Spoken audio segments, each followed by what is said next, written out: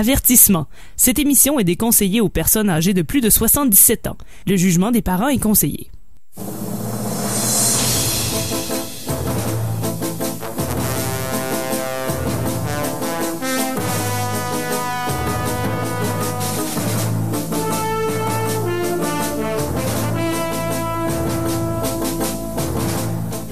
Amateurs de bande dessinée, de gognos et de mauvaise foi, bienvenue sur CKRL. Vous écoutez l'émission E égale RG2, votre rendez-vous hebdomadaire de bande dessinée, parce qu'il n'y a rien de mieux pour passer un bel été que de s'enfermer à la maison pour lire de la bande dessinée. Surtout en ce moment, c'est vraiment la meilleure chose à faire. On est là avec vous ce soir avec l'équipe habituelle, moi-même François Anger à l'animation, en gros guillemets, quand même. Et on a également Alex Drouin qui est là. Salut! Tania Beaumont. Allô? Guillaume Plante. Il fait chaud. Oui. Et François Jean. Sorti des nus Qui revient après plusieurs semaines d'absence. J'ai effectivement été pas là. Fallait que je double-check ta présence. J'avais compris sorti nu, mais je suis content de voir tes habits. Ben oui, qu'est-ce qui se passe avec toi? Je vais utiliser l'excuse, j'étais pris dans un vortex. Ah! c'est tout ce qui m'est venu en tête. Non, j'ai été bien occupé, mais je suis ravi d'être là ce soir, surtout avec la thématique de la soirée. En même temps, ça m'aurait pas surpris d'être dans un vortex. Ouais, je t'ai littéralement pris dans un vortex. Ça t'est déjà arrivé dans la première saison, si on se souvient bien, quand tu faisais tester pour des Tintins, il t'est arrivé des choses. Ouais. C'est un accident de salle de bain qui a mal. Depuis ce temps-là, t'as inventé un flux capacitor. Ouais. Alors, qu'est-ce que c'est égal RG2? Eh bien, c'est ça. C'est une émission de bande dessinée et ça dure depuis 3 saisons. Et à chaque saison, on renouvelle la façon de faire, on renouvelle le thème de l'émission. Et la première saison, on a fait tous les albums de Tintin. L'année dernière, on a pris les plus grandes séries de la bande dessinée. On a trouvé le meilleur et le pire album et on en a fait des chroniques. Et cette année, ce qu'on fait, c'est un combat des genres. On prend un genre chaque semaine. On a choisi un album au hasard selon une pige et on vous en parle. Et voilà. Et si vous voulez écouter les épisodes des saisons précédentes, tout ça est disponible sur en balado-diffusion sur iTunes et Google Play et sur le erg2.com. Et je vais faire un tour de table vite. S'il y a des développements pour le Google Play, combien d'abonnés on est rendu sur Google Play? François Jean, toi qui revient là. 150 000 personnes. Eh, mon Dieu, t'as pas suivi. Alex? 4. Tania? Ben moi je pense que tu sais il y a comme eu un effet d'entonnoir, puis là on a enlevé l'entonnoir, je veux dire 106 000. OK, Guillaume? Moi je dis juste 0. 0, bravo Guillaume. Guillaume il suit, c'est ça l'affaire. Moi j'écoute. Ouais, mais il est défaitiste. Oui, mais il suit. C'est vrai. Alors comment on fonctionne? Donc à l'émission, nous on a une fascination depuis la première saison, depuis l'album Le Lotus Bleu de Tintin, pour un appareil qui s'appelle un goniomètre. Et Guillaume, qu'est-ce que c'est un goniomètre? Un goniomètre, ça sert à mesurer les gonios. Voilà, tout à fait, c'est ce que ça fait. Et on en a acheté un et pour voir qu'est-ce qu'on pouvait bien faire avec ça. Il s'est un peu emporté, il s'est un peu déréglé là. On n'avait pas le manuel d'instruction, on l'a acheté comme on l'a dit, on l'a acheté usagé sur Kijiji. Et il a pris le contrôle de l'émission. Et c'est devenu le grand goniomètre. Et c'est lui qui détermine le genre de la semaine et il détermine également l'ordre de sélection selon des offrandes qu'on va lui faire. Francis Dernay avait dit qu'il le réparerait la semaine dernière, mais il a juste vargé dessus avec un marteau. Ça n'a pas marché. Ça l'a juste rempli, oui, je pense. C'est un dessinateur, il est pas manuel. Hey. Puis j'ai regardé il nous disait aussi, là, il nous a fait écouter un petit extrait qui nous disait comment on pouvait s'en procurer un neuf, on pouvait même s'en faire pousser. Mais c'est pas la saison pantoute, là. Mais moi, je sais qu'il m'a dessiné un plan pour savoir aussi comment faire pour le réparer, mais c'est toujours le même dessin dans chaque case. Je sais pas comment faire. Donc, la saison, c'est à peu près au mois d'octobre, après l'émission. Fait que ça donne à rien. On va peut-être l'année prochaine. On va avoir un goniomètre neuf. Là. D'ailleurs, si vous voulez postez-nous si vous en avez un à la maison, vous avez des goniomètres à la maison, on veut le voir. Postez ça sur notre page Facebook. Question de savoir de quoi ça a de l'air, comment les gens interprètent. Mais il y a déjà des gens qui nous ont posté des photos de goniomètres sur le Facebook, facebook.com/RGCKRL et également Twitter, #MatraqueMolle. Et rajouter #goniomètre, juste pour être sûr qu'on le retrouve vraiment. Là. Guillaume avait #gonioporn. Plein de photos de goniomètre, c'est ça, c'est de la gonioporn. Ouais, alors, on veut voir vos photos de goniomètre. Et donc, ce soir, le grand goniomètre a décidé pour nous. Et le genre de bande dessinée qui a été sélectionné, c'est la BD d'horreur. et cacher les enfants tout de suite. Donc on a un ordre de sélection également qui a été déterminé selon des offrandes. Là, on est 5 autour de la table. Il s'est passé certaines choses. On va vous en parler. Ouais. Donc on va commencer avec moi. C'est moi qui ai eu la première offrande pour le goniomètre. Alors moi, ce que j'ai fait, c'est que il s'est acheté un nouveau iPhone, le goniomètre, et ben évidemment, le goniomètre n'est pas une prime jeunesse. Et je suis allé synchroniser ses contacts et tout arranger ça. Puis j'en ai profité aussi pour, tu sais, il y a un réglage sur une télé HD où tout a l'air un peu faux, là, tout a l'air un peu soap opera. Je l'ai désactivé. Fait que là, tout est bien beau sur sa TV. Ah, c'est smart. Et ça m'a permis de sélectionner la série Lock and Key. Et en le deuxième choix, c'est Alex. Oui, je suis allé faire un tour chez un ami de l'émission partenaire, l'atelier du jeu de mots. Ouais. Et j'ai trouvé dans le bac en spécial proche de l'entrée un succulent jeu de mots que j'ai offert au goniomètre. Je suis un peu surpris et déçu moi-même de ne pas y avoir pensé depuis le début de l'émission. Alors, pour mon offrande de cette semaine, j'ai offert au goniomètre le jeu de mots suivant. Alors, les prochaines offrandes seront des goniofrandes. Ah! Alors, ma gognofrande, l'invention du mot gognofrande cette semaine. Qui a invité ce gars-là? c'est ce que j'ai offert cette semaine. Misère. À partir de maintenant, on va appeler ça des gognofrandes, du moins dans mon cas. Et moi, ça m'a permis de choisir Ragemore ou Ragemore en anglais de Jan Strand et Richard Corben. La troisième offrande, c'est Tania qui l'avait. Qu'est-ce qui s'est passé, Tania? Ben, moi, j'aime ça faire des espèces de petits sacs à surprise. Ouais. Fait que, toujours dans le but de faire plaisir au goniomètre, tu sais, j'avais mis plein d'affaires dans le sac à surprise. J'avais mis une carte cadeau de chez Sears, une de chez Zellers et une autre de chez Woolco. Puis là, ben, en tout cas, ces magasins-là sont fermés, fait que ça a déclenché la colère du goniomètre. Ouais. Là, il a fallu sortir François-Jean de son vortex. C'est ça. Fait qu'il a comme refusé que je participe. Qui a participé à cette l'émission. semaine, ouais. C'est peut-être à cause des coups de marteau de Francis Desharnais. C'est la première fois que ça m'arrive, sérieux, j'étais mal. Peut-être qu'il est plus déréglé qu'on pense.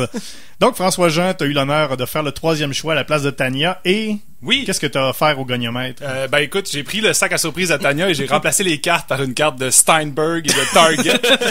Il n'y a vu que du feu. Ça a marché. Ça a marché. Ben, voyons donc. En tout cas. Ça a comme pas de bon sens. Ben oui. Et t'as choisi? J'ai choisi Ice Cream Man de W. Maxwell Prince. Écoute, j'ai fait le tour du net pour savoir c'était quoi son nom. Ça doit être William. On va dire William. Pourquoi ça serait pas juste W? C'est peut-être juste W son nom. Oui.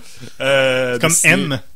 Comme M. Le chanteur M, il n'y a pas de d'autre nom, là, c'est juste M. C'est à l'envers. W. Maxwell Prince, scénarisation et art par Martin Morazzo. Voilà. Et pour une 8e semaine consécutive, Guillaume Plante, bon dernier. Ouais, fait un bout que je suis dernier, fait que cette semaine, j'ai juste dessoufflé le pneu du goniomètre. Puis je l'ai regardé, on s'est défié mutuellement du regard, fait que je passe 4e, là. Fait qu'il se passe quelque chose entre le goniomètre puis moi, là. C'est une histoire à finir. Et t'as choisi? J'ai choisi Les Cousines Vampires de Alexandre Fontaine-Rousseau et Caton. On parle beaucoup de Francis Desharnais qui est beaucoup là à l'émission. Alexandre Fontaine-Rousseau aussi, il est là pour, je pense, une 3e semaine consécutive. Oui, ça faisait un bout que j'avais ce choix-là en tête pour Horreur, puis je me suis rendu compte la semaine dernière que c'était Alexandre Fontaine-Rousseau qui le faisait. On se rappelle que ça, c'est le gars qui a pas aimé le dernier film de Denis. Il l'a pas aimé. Et qu'il l'a pas aimé. Et Tania est d'accord. Qui accessoirement fait aussi des illustrations et des scénarios. Accessoirement. Et alors voilà, ça met la table pour notre thème horreur. Juste avant la chanson, j'allais dire la chanson musicale. Je dois vous dire que nous avons des commanditaires qui nous permettent bien sûr de faire cette émission et ce qui m'amène à vous parler que cet épisode de E égale RG2 est une présentation des Pieux Pieux. Les Pieux Pieux, depuis plus de 40 ans, c'est le spécialiste en équipement contre les vampires, les zombies et autres créatures démoniaques. Nous avons tout ce qu'il vous faut pour purger les poltergeists, prévenir les pandémies, pourfendre les pantins possédés et purifier les puces de Pinhead. Nous avons la plus grande sélection en Amérique du Nord de fourches et de torches pour villageois en colère dans notre nouvelle succursale dans l'ancien Castor bricolaire de Place Le Bourgneuf. Profitez de notre promo printemps sur les balles d'argent dans l'eau bénite, balles d'argent à l'ail et balles d'argent trempées dans le chocolat pour les loups-garous de moins de 10 ans. Et à l'achat d'un pieu pré-béni, obtenez-en un deuxième tout à fait gratuitement. Les pieux, un pieu, et puis paf! Wow. Yes! Voilà. Plus ça va, plus les commandites sont longues. S'il y en a qui veulent réécouter les vieux épisodes, là, les pubs, c'était genre 3 lignes. Et c'est moi qui l'ai C'est pré-enregistré. Tania qui disait. Voilà. Alors voilà, ça met la table pour la BD d'horreur. On va écouter une première chanson pour ce soir, le groupe américain Vampire Weekend avec A-Punk.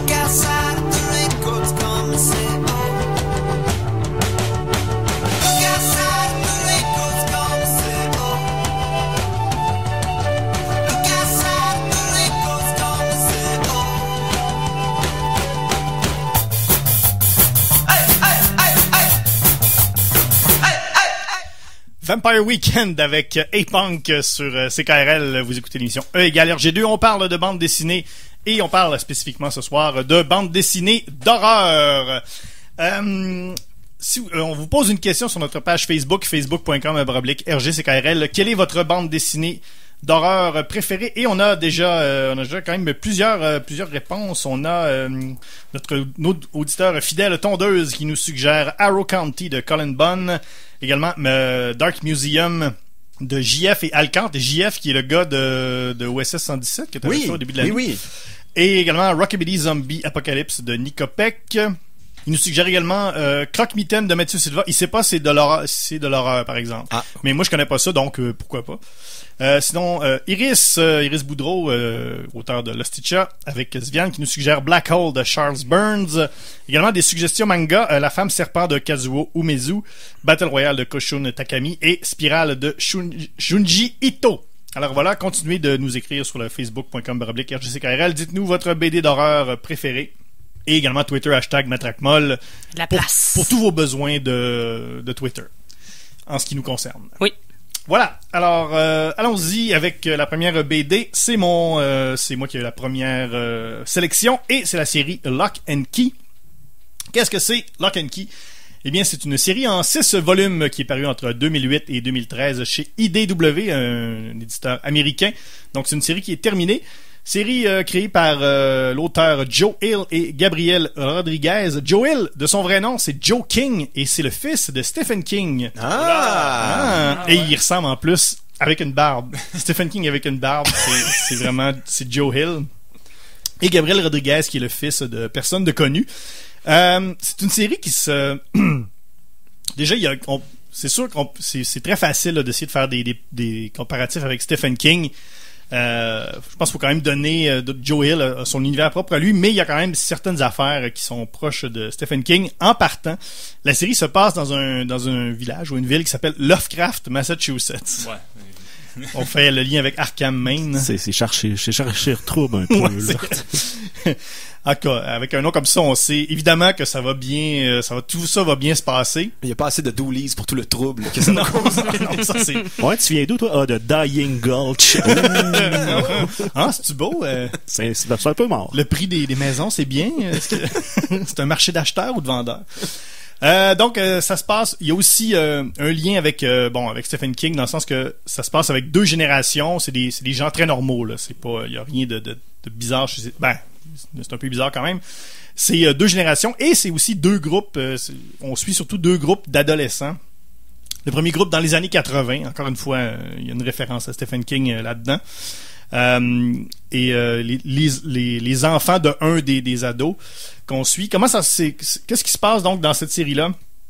C'est ça. Donc, dans les années, ça se passe dans les années, au début là, si on veut le début de l'histoire, c'est dans les années 1870 à peu près, après la guerre de sécession.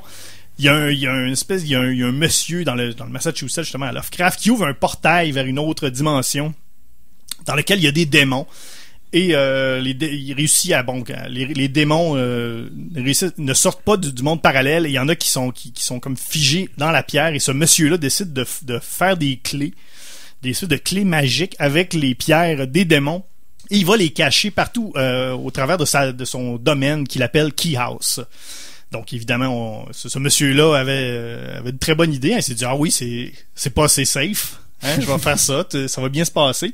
Et plus tard, dans les années 80, il y a un groupe d'ados qui sont tous dans une pièce de théâtre, dans une troupe de théâtre, et ils jouent de Tempest, qui vont ouvrir le portail. Et ce qui nous prouve que les troupes de théâtre, ça peut juste mener au trouble. C'est dangereux le théâtre. Donc ils ouvrent un portail, il y a un démon qui en sort et qui prend possession d'un des membres de la troupe au nom très très subtil de Lucas Caravaggio. Lucas Gonna Die. Donc un des ados réussit justement à maîtriser le démon. Il l'enferme dans la maison, la Key House. Et ce démon reste donc là dans la maison qui va hanter pendant des générations. Et il va essayer de se venger évidemment de ce personnage-là. Et donc, plus tard, il réussit à se venger. Il tue ce personnage-là qui s'appelait Randall. Et ce personnage-là a eu des enfants qui, eux, qui habitaient, je pense, en Californie. Et eux, ils vont déménager dans la maison, dans la Key House, au Massachusetts. Et donc, tous ces adolescents-là vont trouver des clés. Et là, il y a le plus petit, le plus jeune, va, si on veut, sortir le démon qui était prisonnier. Il va le faire sortir dans notre monde. Et ce personnage-là, donc, va revenir pour hanter, pour prendre sa revanche sur les enfants, donc, sur la nouvelle génération de la famille Locke. Et donc, c'est ça. Il y a toutes sortes de clés. C'est quand même très cool. Il y a toutes sortes de clés un peu étranges. Il y en a vraiment beaucoup. Je vais vous dire les 5 premières qu'on voit dans la série. Il y a la Anywhere Key, qui est une clé que quand on ouvre une porte, on sort d'une autre porte partout où on veut. Faut que ça soit une porte, là. Donc, d'une maison à une autre. Il y a la Gender Key qui permet de changer de sexe. Et la Ghost Key qui permet de devenir un fantôme quand on passe par une porte spécifique qui s'appelle la Ghost Door. Et il y a ma clé préférée qui est la Head Key, qui est une clé qui ouvre littéralement les portes de l'esprit. Et dès qu'on l'approche d'une tête, ça fait une serrure en arrière de la tête et on voit littéralement dans la tête des gens, mais on voit vraiment exactement ce qui se passe. Donc ça peut être un peu une espèce de monde fantastique. Et ce qui est très cool, c'est comme le LSD finalement. Ouais, mais ce qui est très cool, c'est qu'on peut mettre des choses et enlever des choses. Donc si quelqu'un a peur de quelque chose, il peut enlever sa peur, mettons toute la connaissance. Mais ce qui est très cool et qui fait un peu de Charlie Kaufman, c'est que quand on regarde dans la tête, la personne dont la tête est ouverte se voit elle-même regarder dans sa propre tête. Donc ça, c'est quand même très cool. Y a-tu la Key Lime Pie qui a le pouvoir d'être feuilleté, sucré et rafraîchissant? Non, y a pas ça. Et légèrement acidulé. Donc voilà, il y a quelques parallèles avec Stephen King. C'est ça, les fantômes du passé. Il y a peut-être un peu de Shining là-dedans. Faut que ça se passe pas dans le Maine, fait que... Ouais, c'est à côté, par exemple. Il y a l'enfant magique aussi qui se retrouve un peu dans Stephen King. Très intéressant. Au début, le dessin est un peu rebutant. Le trait est très gras. Ça s'améliore vers la fin. Sinon, c'est une série, c'est parfait pour la télé. Donc, il y a un pilote qui a été fait en 2011 pour Fox. Ils ont décidé de pas faire une série. Il y a eu une autre tentative en 2017 pour HBO. Et ils ont passé aussi à côté. Et finalement, ça va être une série qui devrait être développée par Netflix avec les producteurs de Lost. Donc, ça devrait s'en venir très bientôt.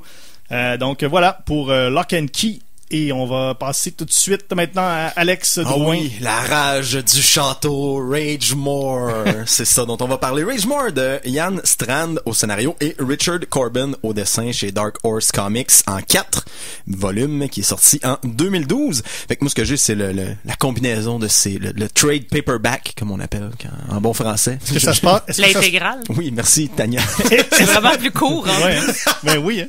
Est-ce que ça se passe à Cthulhu, Dakota? Non, malheureusement, ça ne se passe pas à Cthulhu, Dakota. Ça se passe à Ragemore, qui est le nom du château, en fait, dans lequel l'aventure va se passer. Mais avant de parler du livre en tant que tel de la BD, je vais parler un peu de Richard Corbin, qui est un habitué de l'horreur. Il a fait beaucoup de comics pour Marvel et DC, en plus d'avoir été dans le magazine Metal Hurlant. Bref, là, lui, c'en est un qui est un poids lourd de la BD. Semble-t-il qu'une de ses séries récentes, Rat Gods, c'est très très bon aussi. Toujours dans l'horreur, donc on a quand même affaire à un poids lourd ici avec Ragemore. Alors, c'est quoi Ragemore? Ben, c'est un château qui a pris vie suite à plusieurs sacrifices humains sur les pierres qui ont servi à le construire par les païens qui le construisaient. Ben oui. Ben oui, c'est bien normal tout ça. Quand on sacrifie sur le mobilier, là, faut s'attendre à ce qu'il y ait des choses pas propres qui se passent. Faut s'attendre à ce qu'il y ait des affaires bizarres qui se passent. Alors, ramassez-vous quand vous sacrifiez des gens. Oui.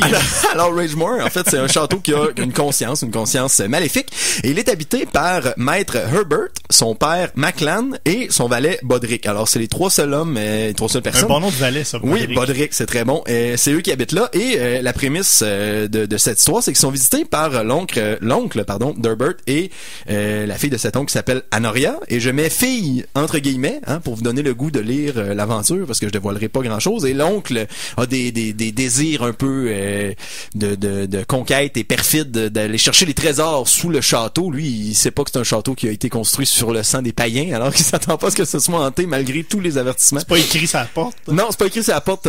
Quoique Herbert dit souvent, vous n'aurez pas dû venir, mais bon, on verra pour la suite. Et il est peut-être très antisocial. Mais ouais. Et ce qui se passe ensuite, oui, ça, c'est un mélange un peu de peau, de l'univers de Cthulhu, et de tout ça ensemble. C'est les déboires de cette vie dans un château malicieux et démoniaque. On va voir d'étranges créatures, des rituels très bizarres, plusieurs rebondissements, et ça commence vraiment comme une histoire classique de château hanté où deux personnages arrivent là, il y a quelque chose de dangereux qui a l'air de se passer dans le château en disant vous devriez partir, et là, malheureusement, la température a décidé pour nous, nous allons devoir rester ici.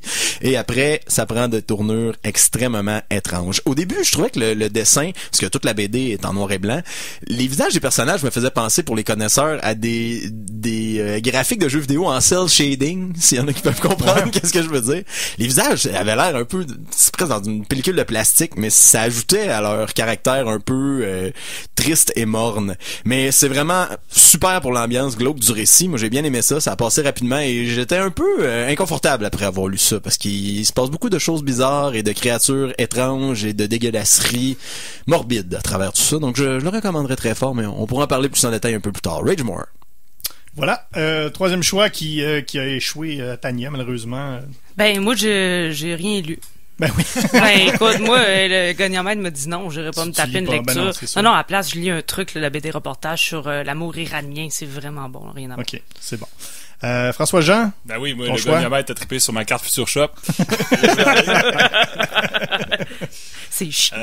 Moi, j'ai feuilleté. En fait, j'ai beaucoup recherché une bande dessinée d'horreur, parce que c'est pas un thème que j'ai beaucoup exploité, que j'ai beaucoup lu dans ma vie, l'horreur en bande dessinée. En livre, oui, mais en bande dessinée, je trouvais que c'était un médium qui était pas facile, donc j'ai cherché quelque chose de très déphasé. Ça m'intéressait d'avoir quelque chose de très pastel, très coloré, mais qui avait un traitement déphasé par rapport à ça, et j'ai trouvé la perle rare avec Ice Cream Man, pardon. Glace Crème Homme. Glace Crème Homme, qui est une bande dessinée qui a débuté cette année en janvier et qui est toujours en cours. Il y a 5 5 issues, 5 Problème. 5 numéros, ça veut. Voilà, merci C'est Daniel. pas le bon issues. I got 99 issues. Chez Image Comics. Ouais. Et c'est exactement ce que la couverture suggère. Pour vous donner une idée, sur la couverture, on voit un monsieur dans un camion de crème glacée qui brandit une crème glacée à vanille. C'est tout coloré. Et en arrière-plan, il y a toutes sortes il y a plein d'enfants qui rient, qui sont contents. Et c'est vraiment décrit comme une bande dessinée d'horreur par courts épisodes. Donc, c'est à peu près des 22 pages où il y a une courte histoire qui implique toujours le fameux monsieur de la machine à crème glacée. L'homme glace crème. L'homme glace crème, voilà. Et ça fonctionne très bien. Moi, je trouve que le sentiment d'horreur est réussi. Je donne une petite idée avec la première histoire ça commence, le camion de crème glacée devant la rue, il y a une file d'enfants qui attendent, et là, il y a un enfant ses parents sont pas avec lui, puis vu qu'ils sont pas avec lui, il y a comme une espèce de petite complicité, une espèce de petite affaire louche qui s'installe avec le marchand de crème glacée.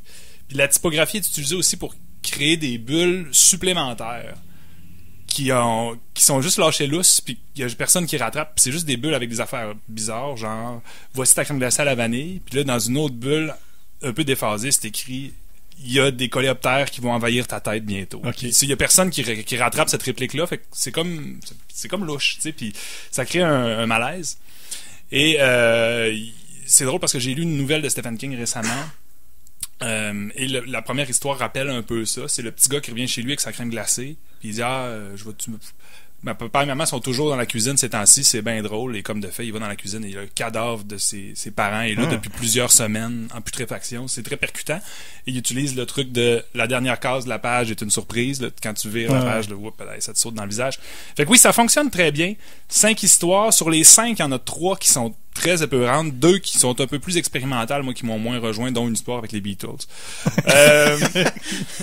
Fait que oui, je recommande énormément cette BD. On regardera plus jamais le cornet volant de la même façon. Non, c'est ça, c'est le terme que je cherchais, le cornet volant, ouais. Flashback du Saguenay.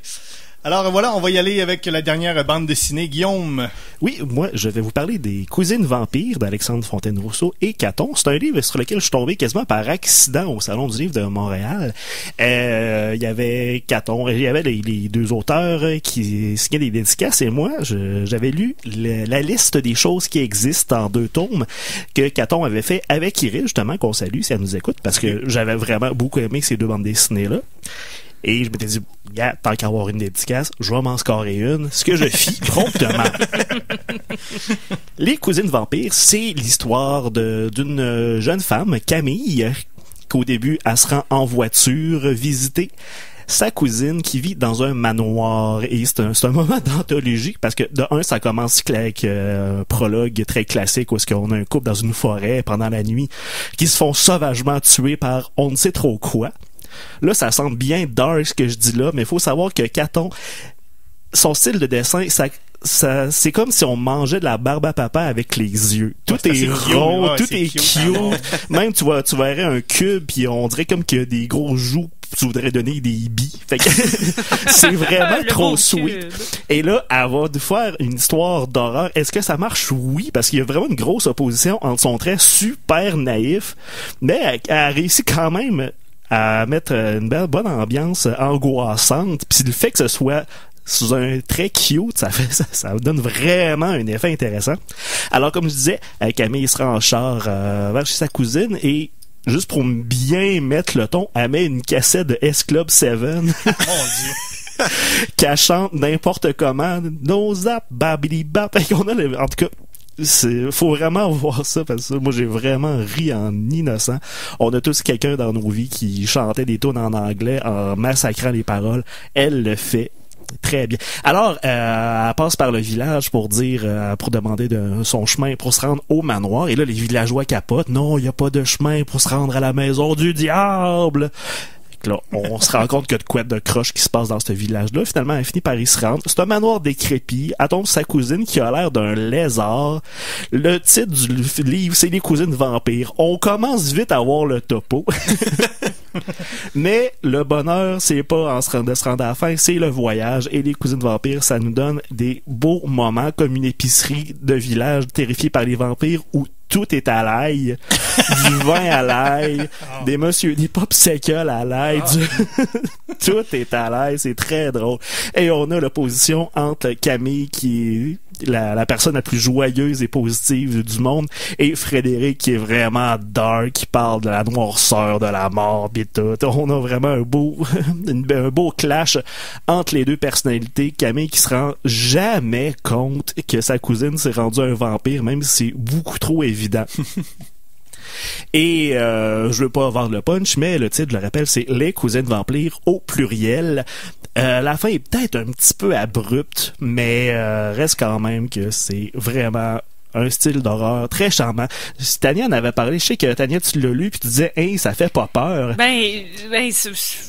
Dans mon souvenir, ça faisait pas si peur, mais... ça vise un public plus jeune, puis personnellement, je trouve que le genre horreur est plus large un petit peu. C'est parce que une BD d'humour, si c'est pas drôle, c'est manqué. Une BD d'horreur, si ça fait pas peur, mais t'as une ambiance pareille, moi, je trouve que ça rattrape. Mais même si ça fait pas peur pour les jeunes, moi, je me rappelle, Fais-moi peur, chair de poule, quand j'étais jeune, c'était cool d'écouter ça, puis ça faisait peur à l'occasion aussi, là. Des fois, il faut se rapporter là-dessus. Puis juste, encore une fois, pour le dessin de Caton, qui est très... au gros crayon de plomb, c'est tout en noir et blanc, elle se paye vraiment un beau trip, c'est à voir. Excellent. Donc, ça, c'est chez Pow Pow. Oui, aux éditions Pow Pow. Un de nos éditeurs préférés. Et voilà, ça mène à table. On a les 4 bandes dessinées qui sont à l'honneur ce soir. On va écouter une chanson musicale. Tania, qu'est-ce qu'on va écouter? Le Husky avec la maison hantée. Et on va y aller avec, tout juste avant, quelques publicités. Avertissement. Cette émission est déconseillée aux personnes âgées de plus de 77 ans. Le jugement des parents est conseillé.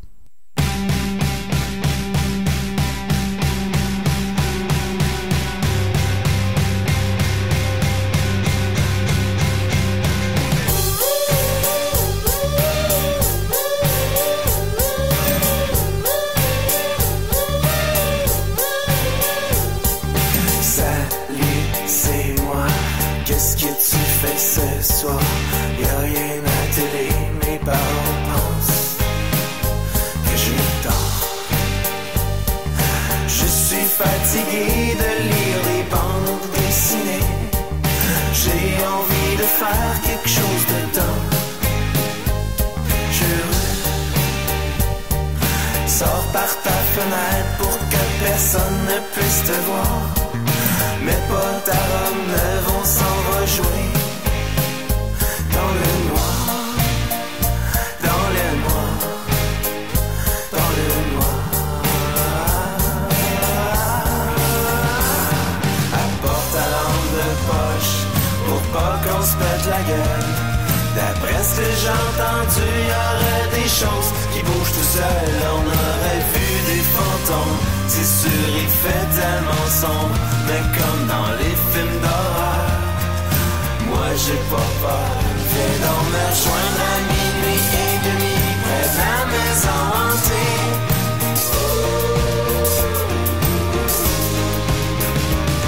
Le temps va s'arrêter cette nuit dans la maison hantée.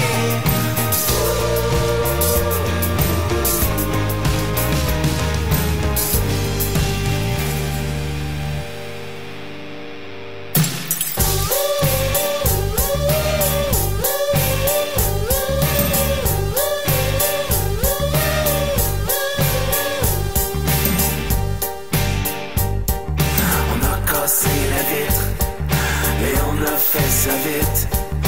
Personne nous a vus quand on est descendu.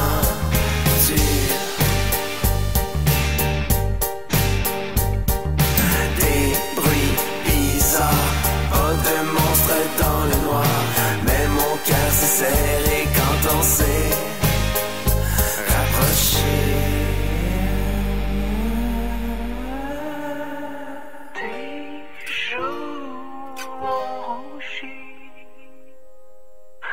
Au milieu de la nuit,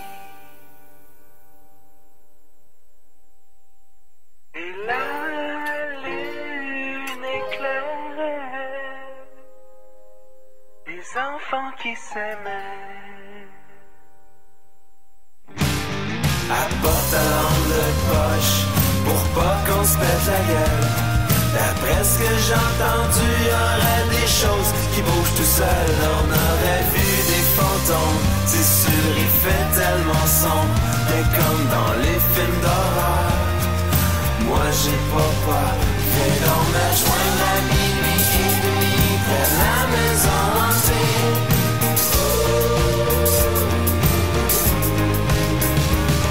Le temps va s'arrêter cette nuit dans la maison hantée. Je n'ai plus peur de toi ni de moi dans la maison hantée.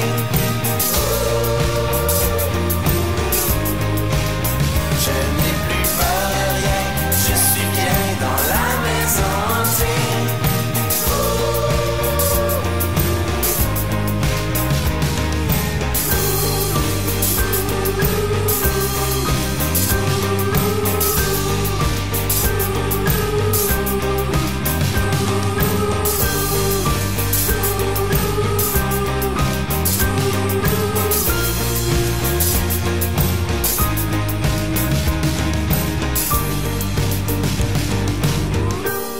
Le Husky avec la maison hantée sur CKRL. Vous écoutez l'émission E égale RG2. On parle de BD et on parle de BD d'horreur. Avant la pause, on a fait le tour de table pour vous présenter nos bandes dessinées qui, je vous rappelle, ce soir sont Lock and Key, Rage More, Ice Cream Man ou Glass Crème Homme et les Cousines Vampires. Je vous invite également à nous écrire sur le facebook.com/RGCKRL pour nous dire quelle est votre BD d'horreur préférée. Et également le Twitter #MatraqueMolle. Il y a de la place là-dedans. Ouais, il y a vraiment beaucoup de place. Facebook aussi, vous pouvez aimer la page. Il y a plein de contenu additionnel. Au cours de la semaine, il y a quelqu'un qui va sur la page pour mettre du contenu additionnel et c'est bien intéressant. Et on peut même voter pour la BD préférée. On peut voter pour la BD préférée parce qu'à la fin de l'émission, je vous rappelle, il y a 2 BD qui vont être sauvegardées. Le gagnomètre a besoin de savoir quelle est la BD la meilleure BD d'horreur. Et à la fin, on vous dira lesquels des 2 seront choisis. Et ce sera à vous de voter sur la page Facebook. Qui a gagné la semaine dernière, déjà? Laisse-moi regarder, Guillaume. Alors voilà, je viens d'aller voir. Et c'est L'Esprit du camp de Michel Falardeau qui est ton choix. Merci, Francis, de m'avoir découvrir ça. De m'avoir fait découvrir ça. Malgré tes 4e places, Guillaume, ça va quand même bien. Ben, je sais tellement parler de mes BD. Je suis très bon, je trouve. Je suis en train de trouve. dire que j'ai perdu parce que je suis pas assez bon pour en parler. Ben, ça va de soi. Aïe, aïe. C'est ça le concept de l'émission. Ça va encore se finir au dolé. L'hostie de chat! Zviane! Alors voilà, facebook.com/RGCKRL, plein de choses, allez aimer. On est bien disponible pour répondre à vos questions et à vos commentaires. Alors voilà, maintenant on passe à la deuxième partie de l'émission qui est le grand quiz du goniomètre. Le goniomètre a déterminé certaines questions auxquelles vous devrez répondre dans l'ordre qui vous a été attribué. On commence avec la question classique. Y a-t-il une mention de l'allégorie de la caverne? Eh bien tout ça, l'histoire des portails, ça se passe dans une caverne. Ça a été ouvert dans une caverne. Donc forcément, moi je dis automatiquement dès qu'il y a une caverne, même si c'est juste une mini-grotte, automatiquement, c'est une référence à l'allégorie de la caverne, même si c'est pas voulu. Ah oui, mais clairement dans Ragemore, il y en a une. Si cette caverne était vivante et avait vu ses murs aspergés pendant plusieurs dizaines d'années de sang de païens sacrifiés à l'intérieur d'elle. OK. Ouais. Quand même. Dans Ice Cream Man, il n'y en a pas. Non? Non, il n'y en a pas. C'est toujours dans un milieu très urbain, banlieue, puis il n'y a même pas d'ombre sur des murs. OK, c'est bon. Ben, bizarrement, c'est peut-être pas voulu ainsi, mais il y a comme moyen d'en spotter une. Parce que Frédéric, la vampire, a traversé le voile de sa mortalité pour voir qu'est-ce qu'il y a après la vie, et tente d'en révéler des secrets à sa cousine qui veut comme rien savoir parce que, pour citer Frédéric, tes préjugés sont de toute évidence le fruit regrettable d'un héritage judéo-chrétien dont, malgré les apparences, tu n'arrives pas à te départir complètement. Puis ça, c'est ça. L'allégorie de la caverne, c'est d'enseigner la réalité à des gens qui ont vécu dedans toute leur vie. Et c'est ça, je pense. On le sait On le sait pas. On On n'a aucune façon de savoir. On s'inscrit au que- cégep à l'automne en philo, tout le monde. Ben, à force de se questionner sur l'allégorie de la caverne, je pense qu'on va en sortir grandi. Ben, j'ai comme fait une analyse de BD, fait que laissez-moi tranquille. Y a-t-il une citation de Marcel Proust? Ben non, dans Lock and Key, il n'y a pas de Proust qui vaille, mais il y a encore du Shakespeare. Souvent, c'est plus du Shakespeare que du Proust à date, et ça continue avec Lock and Key. Il y a il joue la tempête. Donc, il y a du Shakespeare dans la patente. Et non, dans Ragemore, il n'y a pas de Marcel Proust, mais il y a une citation qui revient 2 fois et qui est à chaque fois édite par Maître Herbert, le maître du château, à chaque fois que quelqu'un arrive, et c'est « Vous n'auriez pas dû venir », c'est-à-dire la phrase que vous dites toute dans vos têtes chaque fois que vous me voyez arriver ici pour faire l'émission. Tout à fait. Tu peux même pas t'imaginer. C'est ce que ma blonde a dit quand il est tombé enceinte aussi. Voyons, Guillaume. Pas de Marcel Proust de mon côté non plus, mais beaucoup de petites ritournelles commerciales sur des saveurs de crème glacée. Ah. Et Monsieur Plante? Il y en a pas, mais j'ai comme googlé des citations de Proust, juste pour dire, puis j'en ai spoté une. Notre amour de la vie n'est qu'une vieille liaison dont nous ne savons pas nous débarrasser. Et Frédéric, tout le long du maudit album, veut juste embarquer sa cousine dans sa gang, fait que ça fit au bout. Tout à fait. J'analyse à soir. Je suis profond au bout. Première scène de meurtre / première scène de sexe, meurtre tout de suite en partant. Moi, je l'ai dit, ça prend une scène de meurtre en partant. Comment ça? Sinon, c'est plate. Et il y a pas tant, c'est plus, on est plus dans le meurtre que dans le sexe dans Lock and Key. De mon côté, dans Ragemore, ben sur la page couverture, on voit le château lui-même en train de se mettre tel un grand raisin, une personne dans la bouche en train de le manger, fait qu'on peut présumer que cette personne-là est mourue. Probablement. Mais sinon, ses chances sont bonnes. Ouais, mais sinon, à la page 12, déjà, on aperçoit les grands sacrifices des païens pour ensanglanter les pierres qui vont constituer Ragemore. Sinon, ben la première scène de tout nu, c'est à la page 9, c'est Maclan, le père de Maître Herbert, qui, à cause du château, est viré fou, et avec sa grande barbe de père Foura se promène constamment nu dans le château et grimpe sur les murs. Alors, on le voit déjà à la page 9 dans toute sa grande nudité de vieillard grimpeur. On le salue. François-Jean? Premier meurtre, page 7 du premier tome, premier numéro. Oui, première issue. On salue le magasin du même nom.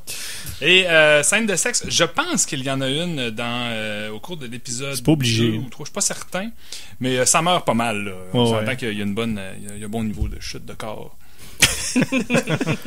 Côté sexe, il y en a pas besoin de tout ça. Côté meurtre, dire du gars qui fait des jokes de vie à la radio. Mon fils écoute. Mais côté meurtre, à la toute fin du prologue, qui est pas numéroté, alors peut-être à la page -1, -2, il y a un couple qui se fait, comme j'ai dit, se fait oxyre hors champ.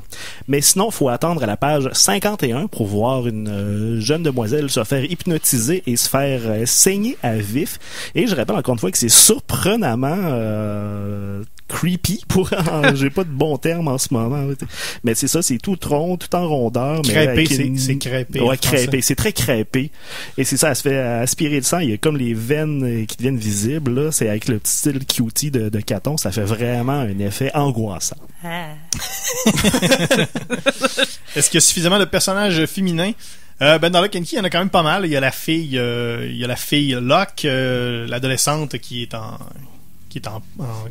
deuil, qui est endeuillée encore de son père. Il y a l'ex-femme du mort. Il y a eu une ancienne blonde de Lucas Caravaggio.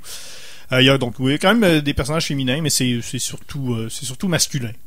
On va dire ça comme ça. À défaut dans Ragemore de savoir si toutes les créatures étranges sont des femmes ou non, parce que je leur ai pas demandé et c'est pas clairement explicité, j'aurais tendance à répondre non. Le seul personnage féminin présent étant Anoria, la fille du mononcle d'Herbert qui arrive au début de l'aventure. Mais son personnage à elle est sans rentrer dans les détails de l'histoire, très passif et reste pas mal prise dans le château tout le long, tel a damsel in distress, donc une damsel en détresse. Fait que c'est pas très fort de ce côté-là dans Ragemore. Ici, dans Ice Cream Man, même si le nom de la série met en vedette un homme, il y a la parité des sexes. Comme je l'expliquais tout à l'heure, c'est des histoires en fait qui n'ont pas de rapport nécessairement l'une envers l'autre. Il y a une légère progression qu'on sent dans le dernier tome, là, où on pourrait comprendre qu'il y a un fil conducteur, mais c'est très ténu. Et première histoire, c'est une policière. Le deuxième, c'est un homme. Le troisième, c'est une junkie féminine. Le quatrième, c'est un musicien. Et le dernier, c'est une jeune femme qui essaie de s'échapper d'un immeuble où il se passe plein d'affaires terribles. Donc, c'est la parité. Parfait. Est-ce que je peux vous rappeler que le titre de mon livre, c'est Les cousines vampires? Ça va vous donner un indice sur les deux personnages principaux. C'est les cousines.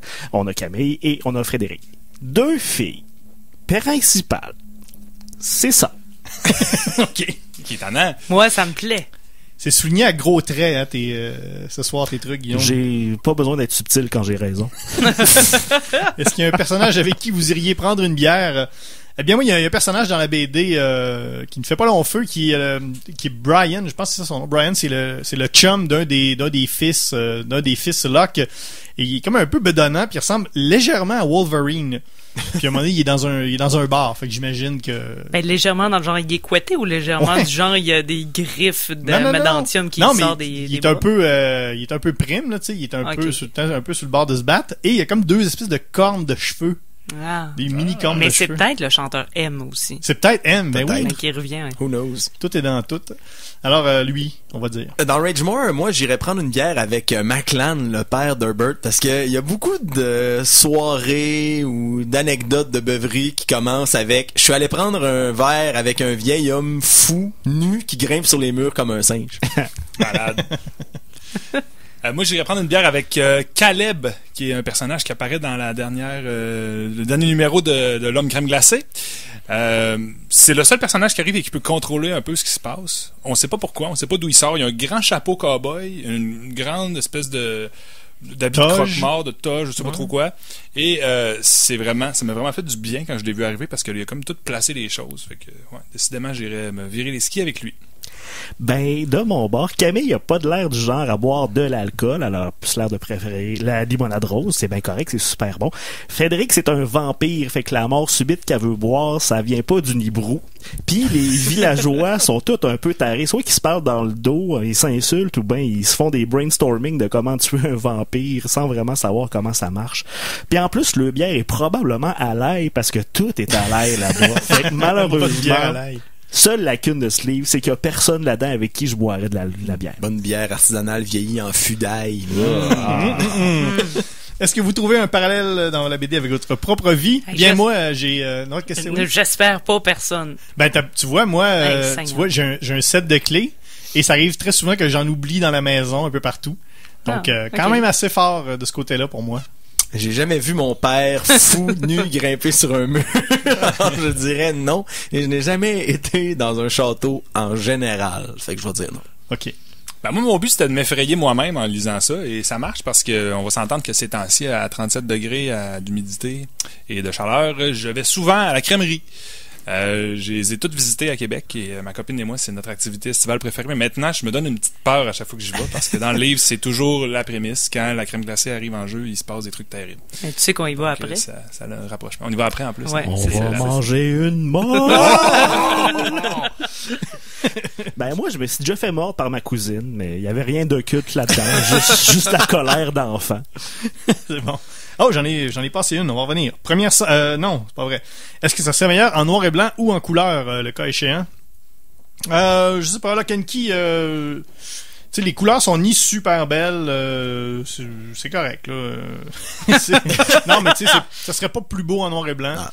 Puis les couleurs, sont pas à se tirer à terre non plus. Ça serait plus beau avec des plus belles couleurs. Mais non, c'est correct c'est correct comme ça. Mais au fur et à mesure que la série avance, c'est mieux. Mais dans Ragemore, les dessins de Richard Corbin sont vraiment faits pour être en noir et blanc, des jeux d'ombre de fou qui rajoutent au côté glauque du récit. Je ne verrais pas ça autrement qu'en noir et blanc. Monsieur Jean? Ben moi, j'ai regardé vos bandes dessinées, puis j'ai trouvé que ça suggérait beaucoup ce qui était à l'intérieur déjà, donc ça volait du punch. Moi, je pense que Ice Cream Man, la force, c'est vraiment dans les couleurs. C'est l'originalité. C'est le fait que tu prends ça, puis ça a l'air tout joyeux, tout beau, mais d'après moi, c'est ça l'horreur, c'est quand tu te mets à tourner les pages, puis il y a quelque chose de terrible qui plonge en dedans de toi, puis qui t'effraie. Donc, les couleurs sont décidément le choix pour cette bande dessinée. Moi, je trouve que le noir et blanc est parfait pour les cousines vampires. C'est un traitement très au graphite qui est très très nerveux un petit peu avec la petite naïveté de Caton ça marche au bout. Il y aurait peut-être de quoi à faire d'intéressant avec du noir et blanc et rouge pour les bouts où est-ce qu'il y a du sang ou bien comme sur la page couverture qui est plus à l'aquarelle justement avec noir blanc puis du pourpre Bourgogne, mais c'est comme faut pas trop demander aux gens à un moment donné, là. C'est bien correct de même, là. On va demander à ajouter du rouge quand il n'y a pas besoin de rouge. OK. Est-ce que vous recommanderiez cette BD à votre mère? Pas du tout pour Lock and Key. Surtout que les mères dans ce livre, ça va pas super bien pour elles. Il y en a une qui a perdu son mari et l'autre que son chum c'est rendu un fantôme démoniaque. Donc non, je pense pas. De mon côté, oui, je recommanderais Ragemore à ma mère si je voulais la traumatiser et l'empêcher de dormir pendant 3 semaines. Ah, tu vois. Ah, c'est bien, t'as comme tourné ça. C'est fort. Ouais. Wow. Moi, je ne recommanderais pas du tout cette bande dessinée à ma mère, parce que elle aurait peur. On souhaite pas ça. Ben moi, oui, parce que c'est bon, puis c'est juste assez... ça rend juste assez nerveux.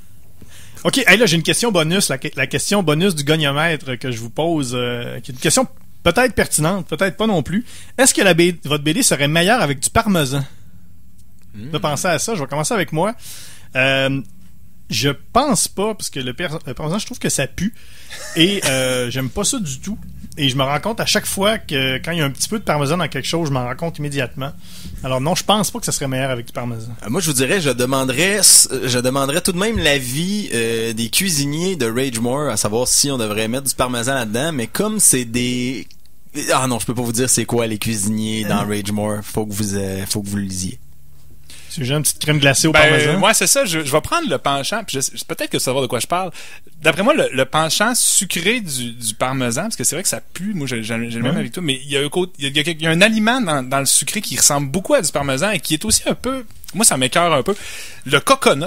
Ouais, OK. Tu sais, le coconut et le parmesan, si tu les mets tous les deux dans une assiette l'un à côté de l'autre, ça se ressemble quand même un peu. Peut-être, ouais. Ça fait une drôle d'assiette, par exemple. Ça dépend des goûts. Il y en a qui aiment bizarre. beaucoup ça. Moi, je trippe pas. Moi, j'aime ça. Ah ouais? Mais ça, Parce que les goûts sont dans la nature. Mais néanmoins, j'en mettrais ni un ni l'autre dans la bande dessinée. Tarte au coconut, non? Ah, une bonne tarte au coconut? C'est pas bon. Ah ouais, t'aimes ça, toi? Ben oui. C'est tout jaune, puis c'est quoi le jaune? C'est le coconut. Non, mais le jaune, en tout cas. Moi, il y a tellement d'ail dans les cuisines vampires, là, ça fitterait bien que trop le parmesan. Tu sais, du spaghetti avec de l'huile d'olive, ah, ben oui, hein? de l'ail ouais, grillé, bon, puis du parmesan. Là, j'ai vraiment faim en ce moment. Et on va terminer avec la question de la fin et l'accord BD breuvage pour votre bande dessinée. Bien là, Kenki, c'est ça, il y a des clés, donc un grand verre de lait avec une clé dedans. C'est dans les pas mal pires breuvages qu'on a eu. C'est pas bon. Non. Mais la clé est un peu bon. C'est-tu dans le lait que tu mets une clé puis elle se dérouille? Je me mêle avec le Pepsi. Ah, c'est On va changer ça pour un Pepsi. prendre l'acide phosphorique, oui. c'est le Pepsi. Dans Ragemore, en fait, ce qui serait bien de boire avec ça, ben c'est un bon vin château quelque chose. Choisissez le château que vous voulez, la nomenclature que vous voulez, qui aura bien vieilli dans le sous-sol, bien humide et froid, et qui est également l'endroit où vous allez boire cette bonne bouteille. Guillaume, non, François-Jean. Oui, écoute, moi, c'est pas bien compliqué. Une bonne slush aux framboises bien bleue, là, avec une crème glacée dedans. Ouais. Pas pire. Un flotteur. Un flotteur. Moi, j'ai trouvé la pastille de goût des cousines vampires. C'est immortel et sanglant. Je donne 2 choix pour lire ça. Soit le vin d'ail dans l'épicerie, c'est-à-dire le Transsylvain Grand Cru 1960 vin d'ail, ou tout simplement un bon gros Bloody César extra clamato. Sur le site de Ricardo, il y a une recette pour des boules de crème glacée au parmesan. C'est juste de la crème. Je me suis peut-être... En tout cas, c'est pas grave. Je pense qu'on va faire gagner cette recette-là au goniomètre à soir. On va battre toutes les BD. C'est horrible. Glace au parmesan, la recette. Oh oui, ça existe. Ouais, Ben, il y a personne qui a fait un zombie. Je suis un peu déçu. C'est quoi ça?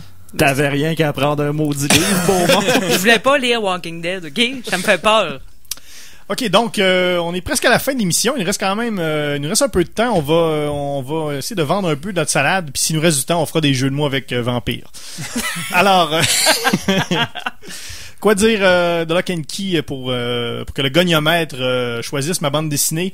Eh bien, c'est la suite logique du plus grand maître de l'horreur, Stephen King. Son fils qui vole de ses propres ailes et qui nous pond une série... une excellente série.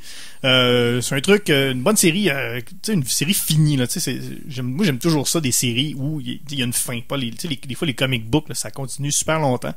Là, il y a une fin. J'ai hâte de lire la fin. Je suis pas rendu là encore. Je suis rendu au 3e livre et j'ai bien hâte de me rendre jusqu'à la fin.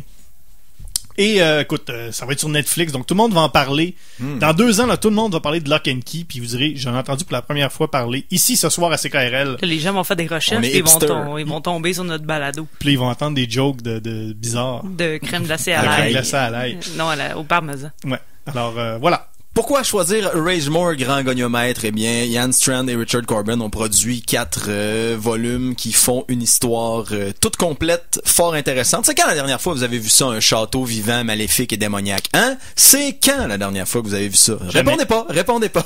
Répondez pas, laissez-moi vivre dans mon déni personnel. C'est très épeurant, c'est glauque, ça recoupe les univers de Poe, Lovecraft, tout en un, avec une prémisse classique d'horreur dans une nuit, dans un château presque hanté, vivant, des créatures étranges, des complots, des rebondissements. Je peux pas en dire plus sans rien gâcher. C'est pour ça que depuis le début, j'essaie d'en dire le moins possible, mais sachez que c'est fascinant. Rage More. François Jean. Oui, écoutez, moi, c'est le côté près de nous qui, d'après moi, est la plus grande source d'effroi. Et c'est le cas de Ice Cream Man, parce que tout se passe dans des situations qui sont près de nous. Il y a une scène avec des gens qui sont dans une petite banlieue tranquille de famille, une scène avec un père qui a perdu son fils puis qui veut aller le retrouver, mais finalement il déterre son corps et il le prend dans ses bras. Des affaires vraiment, vraiment bizarres qui prennent à l'intérieur, et je suis persuadé que ça attire votre attention, donc allez lire ça, ne me perdez pas de temps, c'est excellent. Est-ce que vous aimez pas toute l'horreur, mais vous avez besoin d'un petit kick morbide? Ben, Les Cousines Vampires, c'est vraiment pour vous. C'est un peu l'équivalent d'une bière sans alcool pour vouloir virer une brosse sans être malade, sauf que contrairement à la bière sans alcool, Les Cousines Vampires, c'est bon pour de vrai.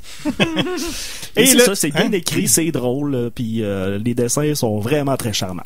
Alors, le goniomètre a décidé, ce sera Lock and Key et les Cousines Vampires pour l'affrontement final sur notre page Facebook. Allez voter dès demain, facebook.com/RGCKRL. Alex, t'as l'air complètement déboussolé.